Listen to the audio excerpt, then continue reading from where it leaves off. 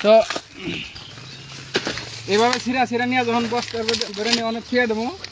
তখন রাত্রে আবার বয়ে আরাম মতো নেবেন আর কি।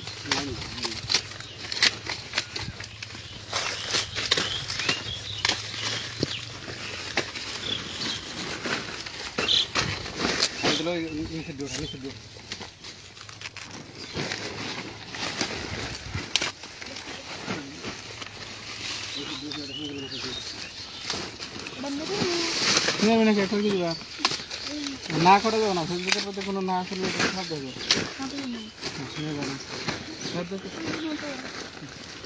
দেখ বাস কিরম দূর করতো হ্যাঁ আমার তো দুজন আমি তো যাবো না খারাপ রেখে ভিতরে তো বস্তা পাতলা করতে কি হামিদুলের অভাব কমছে বাইরে কমে পরে আর যদি